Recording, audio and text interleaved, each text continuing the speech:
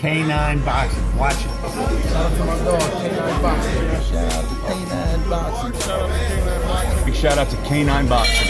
K9 Boxing. K9 Boxing. Always balling. And right now, y'all rocking with K9 Boxing. Bah.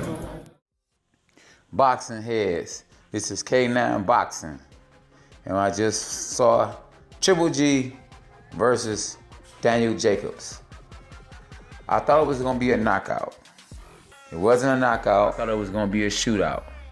It wasn't what I thought it was going to be. But Triple G showed that he's human. Thanks to Daniel Jacobs. Daniel Jacobs fought a good fight. Fought southpaw. He took Triple G to the decision for the first time and went 12 rounds for the very first time.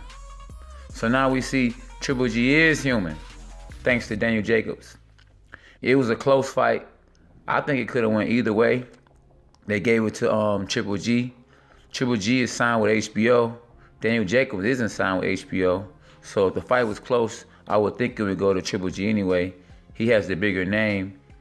But his knockout streak is over with now. He had like 23 knockouts in a row into this fight. Jacob has no reason to put his head down because he fought a good fight. And a lot of people believe he won the fight. I mean, I think the fight could have went either way. I think at least it should have been a draw probably.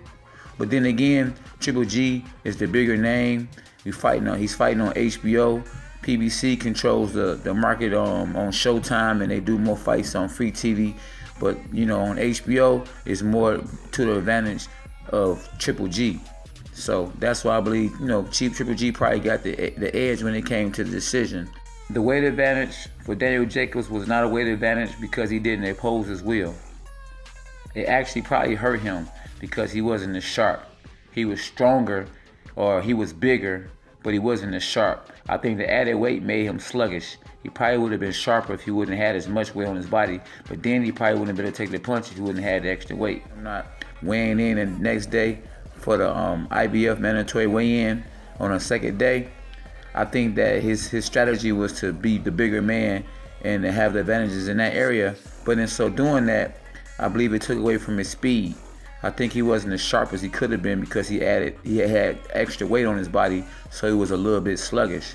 But in so doing that, the extra weight actually helped him to be able to take the punch better, the punches that Triple G threw. But if you don't want to have to worry about no decision, then you knock a guy out. And that's the reason why you take it from the judge's hands by scoring a knockout. But easier said than done. I mean, you know, it's hard to say it was a good fight. I want to say it was a good fight, but when you pay 65 bones for a fight, you're looking for some guys to be busting each other up, you know? I mean, 65, 75, whatever you want, whatever, you know, in these days, in this economy, you know what I mean, even for the champ, 65, 75 hours, you want to get your money's worth. And I just felt like it could have been a better fight if them guys would have took more chances. I mean, but, you know, it is what it is. And at the end of the day, you know, Triple G is still undefeated. Daniel Jacobs have no reason to put his head down, but I'm quite sure after watching the fight, he's going to be kicking himself in the rear, knowing he could have won this fight. What's next for Triple G? Will he fight Canelo next? Who would y'all like to see him fight next? Will Canelo, with watching this fight, will he say, you know what, I could take Triple G. I can take the boogeyman. The boogeyman doesn't look too scary anymore. Would you like to see Canelo fight him? If Canelo gets past Julio Cesar Chavez Jr., what's next for Daniel Jacobs? Daniel Jacobs, his resume is a good resume. His stock has went up. He just fought Triple G. He went the whole distance with Triple G, didn't get knocked out. I mean, some people saw him winning the fight. I mean, I'm a little upset because, you know, I paid 65 bones for this fight. It is what it is. But I can tell you this much. I think the middleweight division needs a lot of help. We need some more blockbuster fights at middleweight. I mean, I think with Charlo moving up in middleweight, it's going to bring some excitement to the middleweight division.